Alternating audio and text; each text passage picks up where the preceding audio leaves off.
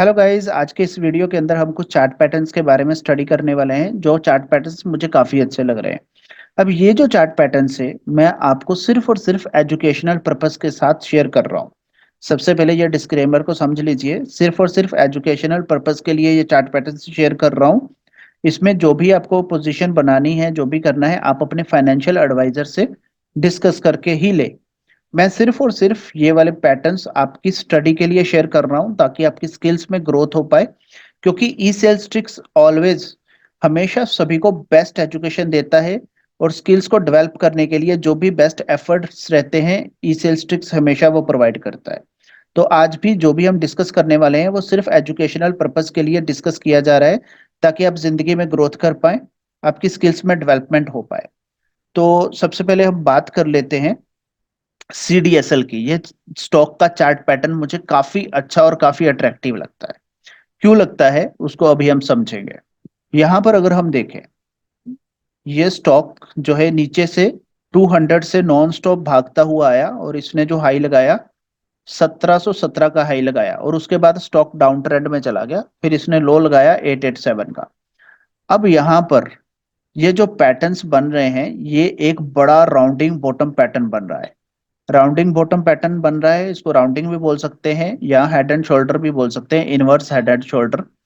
तो rounding bottom pattern यहाँ पे अगर हम देखें, यहाँ पर ये जो डिफरेंस आ रहा है, ये जो डिफरेंस आ रहा है, इतना ही इसका टारगेट ऊपर की तरफ निकल कर आ रहा है। इतना ही इसका ये जो डिफरेंस है, इतना ही टारगेट ऊपर की तरफ निकल कर आ रहा है, यानी कि 50 to 70% ये स्टॉक और ऊपर जा सकता है यहाँ से। अगर ये इमेज मैंने बना के रखा है, इसको भी थोड़ा स्टडी कर लेते हैं। यहाँ पर जो बायर्स है, ये जो कैंडल अभी रिसेंट बन रही है, यहाँ पर जो बायर्स है, बायर्स काफी स्ट्रांग है और बाइंग वॉल्यूम भी अच्छा है यहाँ पे। और बेस्ट पॉइंट क्या है, मोनोपोली है स्टॉक की बिजनेस के अंदर। एनएसडीएल और सीडीएसएल दो ही कंपनीज हैं जो इस सेगमेंट में काम कर रही हैं। तो बिजनेस के अंदर मोनोपोली है, ये एक स्ट्रांग पॉइंट है।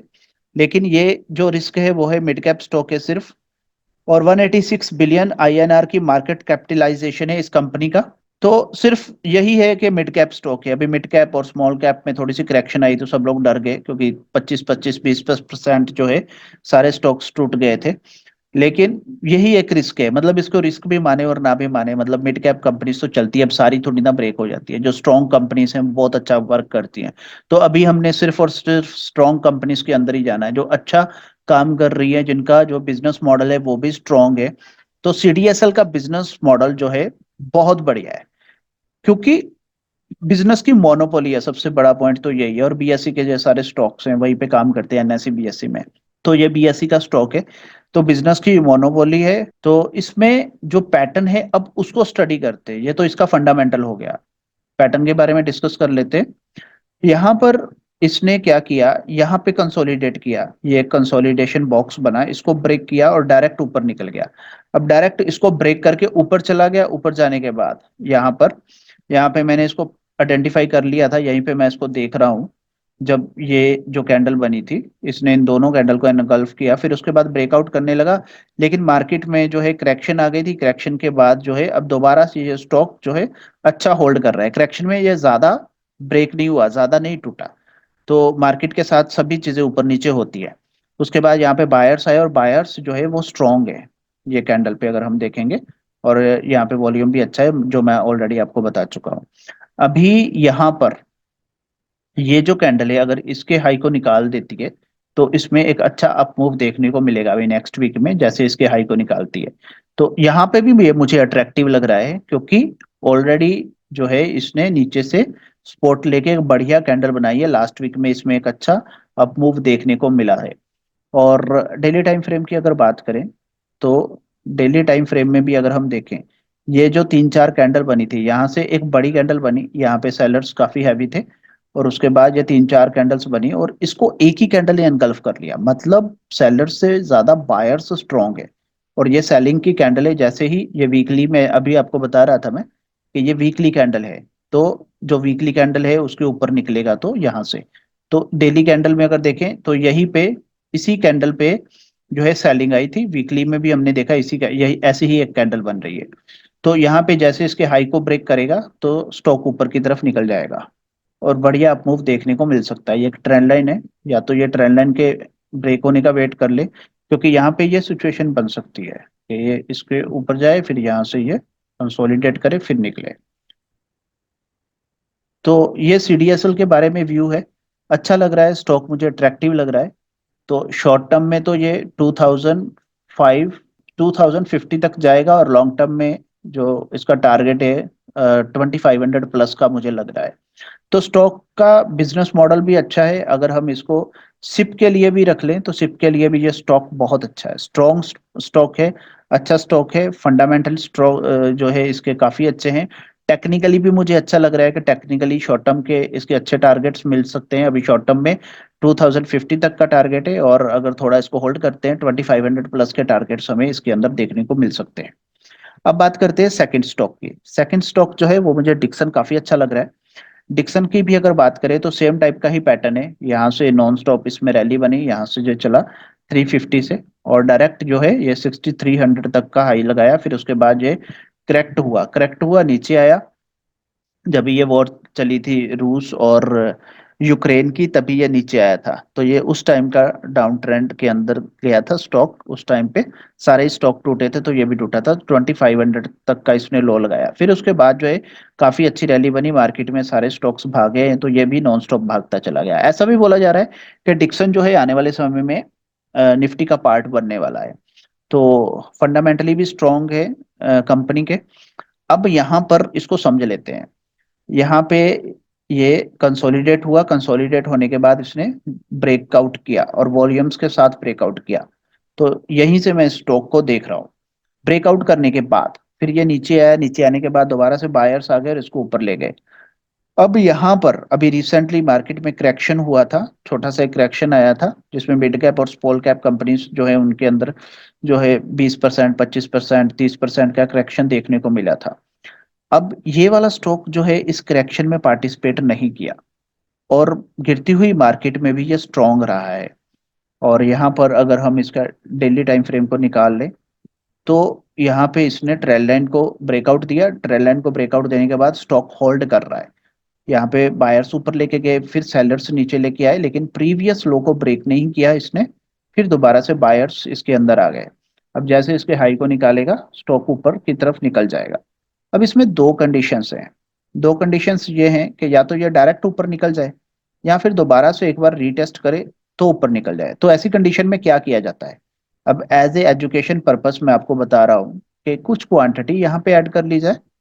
अगर डायरेक्ट ऊपर जाएगा तो कुछ क्वांटिटी तो अपने पास है, मतलब अपने को प्रॉफिट होगा। या फिर नीचे आए, यहाँ से रीटेस्ट करे, फिर निकले, तो कुछ क्वांटिटी यहाँ पे ऐड की जाए। तो इस तरीके से जो ट्रेडर है ट्रेडिंग करते हैं, ऐसे पोजीशंस बनाते हैं। यहाँ पर अगर हम देखें, ये भी एक राउंडिंग बॉटम पैटर्न है, एक बड़ा राउंडिंग बॉटम पैटर्न है। और हेड एंड शोल्डर भी इसको बोल सकते हैं आप, इनवर्स हेड एंड शोल्डर। और ये जो डिफरेंस है, ये 160, 116% का डिफरेंस निकल कर आ रहा है। और इतना ही ये ऊपर भाग सकता है, और इतना ही डिफरेंस का अप्रिसिएशन हमें मिल सकता है। लॉन्ग टर्म 1 से 1.5 साल तक ये टारगेट हमें देखने को मिलेंगे। हो सकता है फास्ट अप मूव मिले और ये जल्दी ये टारगेट्स आ जाए, फास्ट फास्ट स्टॉक निकलता जाए। लेकिन 1 से 1.5 साल का जो टारगेट है वो यही निकल के आता है कि इतनी देर हमें होल्ड करना है, तो ये अच्छा अप्रिसिएशन हमें देखने को मिलेगा। तीसरा जो स्टॉक है, तीसरा स्टॉक है आईसीआई बैंक का। ये भी स्टॉक मुझे अच्छा लग रहा है। और अभी जो मार्केट में करेक्शन हुई थी उसमें भी इसने पार्टिसिपेट नहीं किया, और मैंने इसका शॉर्ट वीडियो भी शेयर किया था, क्योंकि शॉर्ट टर्म जो टारगेट इसका निकल के आ रहा है उसके बारे में भी डिस्कस कर लेते हैं।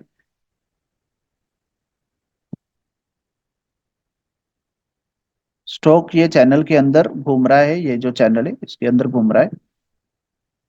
अब यहाँ पे शॉर्ट टर्म में दोबारा से ये जो है 1200 प्लस का टारगेट हमें देखने को मिल सकता है, जैसे ये इसके हाई को निकाल देगा। ये इसका ऑल टाइम हाई है। शॉर्ट टर्म के जो टारगेट इसके निकल के आ रहे हैं वो तो इसके 1100 प्लस के निकल के आ रहे हैं।